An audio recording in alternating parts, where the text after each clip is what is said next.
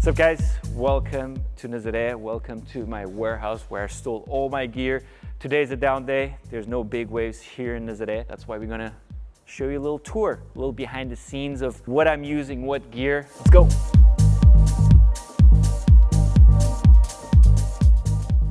Okay, number one, machinery. We got the Rmax by Yamaha. This helps us to bring all the equipment to the beach for our spotters. It also helps us to transport our Waverunners or whatever we need. If we ever get stuck on the beach, this machine right here helps us to get out. Next up, the most beautiful, most reliable, most powerful Yamaha FX SVHO. Best Waverunners on the market. These guys have been with me for the last couple of years and they've always lived up to their expectations. They are extremely powerful, 250 horsepower. They ride up to 130 kilometers per hour and their engine is 1.8 liters supercharged. It doesn't get better. I absolutely love these guys. A lot of people think that, we make modifications to the Waverunners to better adapt in bigger conditions. The truth is, this is exactly the same model as you can purchase elsewhere in the world in the Yamaha dealership. Only thing we change is we remove a couple plastics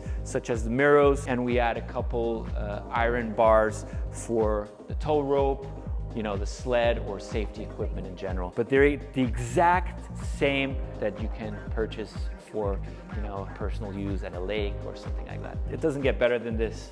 I love the look of it. I love the feel of it. It has saved my life in numerous times. Another change, another modification we do to the Waverunner is strapping up the Waverunner in case we run into any accident. We don't break off the plastics because they do break, when a Waverunner gets tumbled by a wave, there's so much pressure and a lot of pressure goes into these plastics and it can break. Not something you should be concerned of, but definitely here at Nazaré, the waves are so powerful that we'll rather strap up the Waverunners in case an accident happens so we don't break them.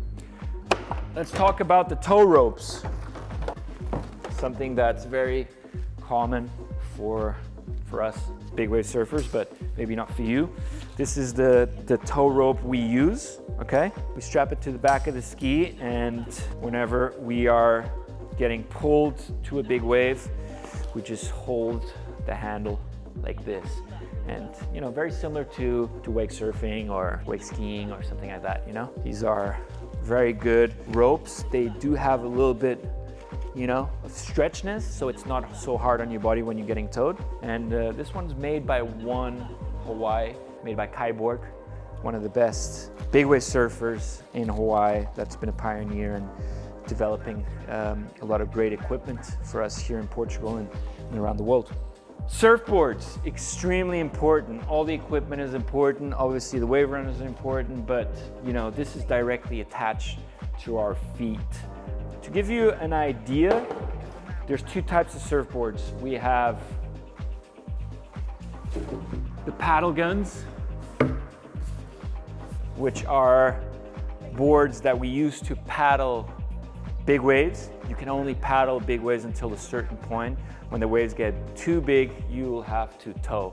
This one here is a 10-6.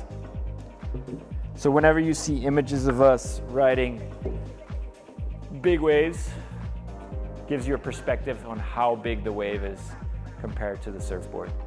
You ride these surfboards up to 20-30 foot and then you start towing. Right there you have one of my favorite boards that I broke this year. I got a sick barrel on it here at Nazaré. It was a 10.5, 21 and a quarter, 3/3, 84.5 liters. Just to give you an idea, my normal short boards are about 28 liters. This one is 4 times as thicker than my normal board. This thing was absolutely magic. I rode it as a quad.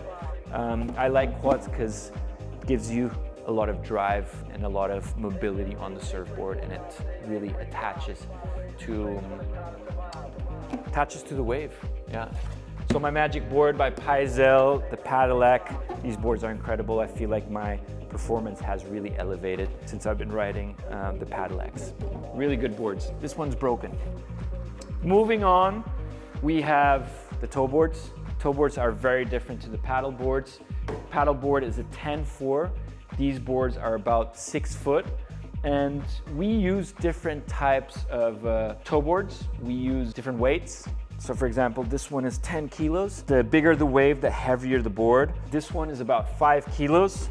It's a super light toe board. We use lighter toe boards for smaller waves, heavier boards for big waves. You want them heavy, especially on the back part of the board, because you want the tail and the fins to really stick to the wave, you know? And when you're going, you know, about 60 kilometers, 50, 60 kilometers going down a wave, you want the bottom part to really be sticking. Straps are important, obviously, because there's so much movement, so many bumps on the wave that you want your foot to stick as much as you can to the surfboard. The straps, we screw them in. These straps are very similar to kite surfing straps, windsurfing straps. I think what's special about this board is obviously, you know, very heavy in the back, very unflexible in the back, and very flexible in the front, you know. Another cool thing about these boards is obviously the fins. We use very stiff fins. Usually I ride it as a thruster.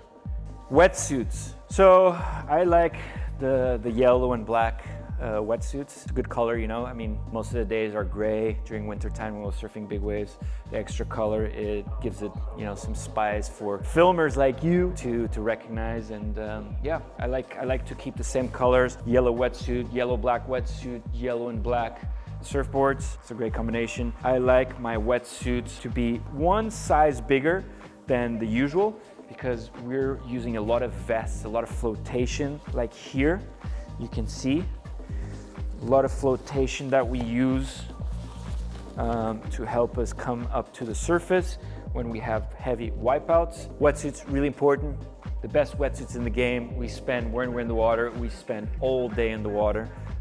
Waves only get good, you know, probably get good like 5 times a season, and you want to maximize all the time you have in the water. So extremely important. Good wetsuits, Hurley wetsuits are excellent.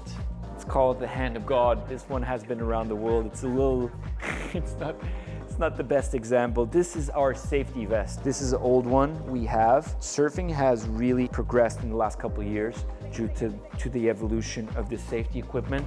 This is one of the most important ones. I like to call it the hand of God because when you're getting pounded underwater, obviously you do have some flotation with the wetsuit. But this one here, when you're underwater, when you have so much pressure pulling you to the deepest corners of the ocean, you activate one of these guys and it helps you bring you back to the surface. Should we pull it? Should we show you guys how it works? It's not the best example. This one has been around the world. It's a little bit old, has about 5 years, and obviously, you know, getting a lot of poundings, it just rips. But it's still working. I'll give it to my filmer.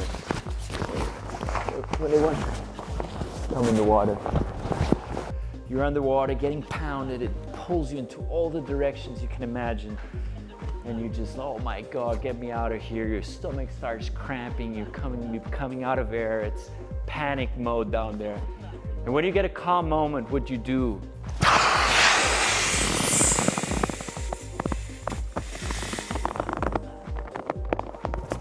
You pull this.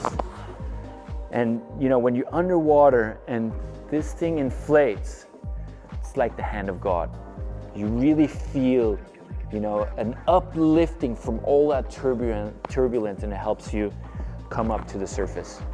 There's a deflator as well, because when you come up to the surface, you don't want to be inflated for the next wave. So you just pull that, and yeah, this is it.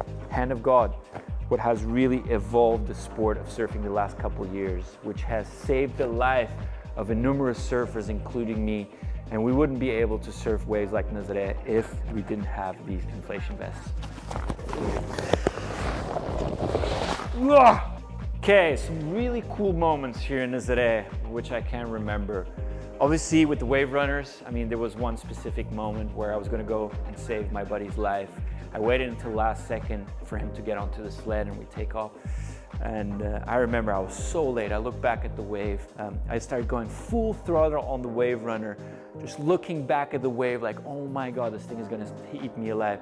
The wave ended up breaking and exploding on top of me. That feeling of the water coming from underneath me, lifting up my Waverunner. I thought I would lose complete control. It was one of the scariest moments. I didn't see anything. There was water in front of me everywhere. And fortunately, I held on. I prayed to God that I would make it out of it. And the wave just lifted off my Waverunner and shot it up into the horizon. And I made it up. Yeah, that was definitely one of the craziest moments I've ever had on one of these things. Paddle surfing, as we talked about, one of the greatest moments I had last season or 2 seasons ago on my Paisel 10-4, getting a barrel, pulling into the barrel was definitely a highlight. You know, like riding a big barrel on a big surfboard is anyone's dream, and that was definitely a very incredible moment. Paddling Nazaré is extremely challenging. It's a very difficult place to paddle. But when you're able to be in the right place at the right time and paddle into one of these bombs, is just an incredible feeling. There was one day I can remember while towing in that's gonna stick for the rest of my life. It was the season of 2022. First wave of the day, I was towing with Lucas Schumbu, and we ended up going for an insider one. So deep while I was riding, I felt my fins skidding out slowly, and I was holding on with my tippy toes. I get to the bottom of the wave, and my board doesn't hold on, and I jumped off. As I jumped off, I hit my shoulder on the water, and I broke my shoulder on the first wave. Kind of went under, and it sucked me over afterwards. You know, you can really see the video where I pop up and try to escape the turbulence, but the thing just takes me under and completely pounds me. That was the first wave of the day on the best day ever, and I was in so much pain. I was like, holy shit, what's happening to my shoulder? I have so much pain, and I'd broken my shoulder. I only found out like a week later that I'd broken my shoulder, but I kept going. I was just like pulling on to one arm, with one arm holding on to the rope, trying to hold on, and because it was the best day ever, and I didn't want to let go of that day. You know, I didn't want to give up like after the first wave. I ended up getting one of the best waves of my life in the afternoon with a broken shoulder. Yeah, that thing just was one of those perfect teepees on the inside. Yeah, it was, you know, I rode the wave the way I wanted to ride it in the most perfect way, and that was definitely one for the memory books. This is it, guys.